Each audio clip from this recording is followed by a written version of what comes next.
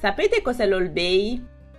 Non vi preoccupate, ve lo spiego io e vi mostrerò anche come prepararlo. L'Old Bay è un mix di spezie inventato e ancora oggi prodotto a Baltimora, ma popolarissimo nella Chesapeake Bay, quindi nella zona costiera del Maryland, Virginia e Delaware. Per intenderci, se avete mai visitato quest'area, l'Old Bay è quella polverina di color ruggine che copre la vostra porzione di gamberi, di granchi e altri piatti. L'Old Bay è un mix di ben 18 differenti spezie, ma in realtà si può preparare un mix simile a casa utilizzando soltanto 5-6 spezie. La spezia più importante per replicare il sapore dell'Old Bay è il sedano. Potete usare sedano in polvere ricavato sia dalla pianta che dai semi, in quanto il sapore è molto simile. Ve ne servirà circa un cucchiaio e mezzo. Poi dovrete anche aggiungere un cucchiaio raso di sale. Se avete, come nel mio caso, il mix di sedano e sale, allora aggiungetene 2 cucchiai belli colmi. Poi vi servirà un cucchiaio di foglie di alloro in polvere che potete anche preparare polverizzando le foglie di alloro in un macinino.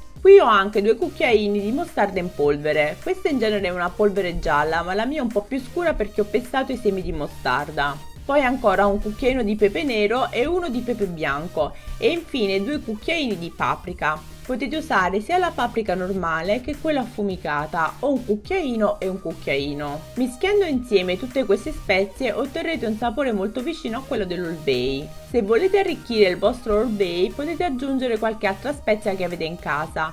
Per esempio, mezzo cucchiaino di scaglie di peperoncino, mezzo cucchiaino di zenzero, mezzo cucchiaino di noce moscata o ancora un pizzico di cannella o di chiodi di garofano, di cardamomo, di peperoncino cayenne, di pepe della Giamaica o di macis. Quest'ultima è la spezia ricavata dall'involucro della noce moscata, alla quale somiglia molto in sapore. Una volta che avete mischiato tutte queste spezie, trasferite il vostro Old Bay in un contenitore ermetico e sbizzarritevi aggiungendolo ai vostri piatti preferiti. Vi svelo un segreto, c'è gente che lo mette anche sull'anguria.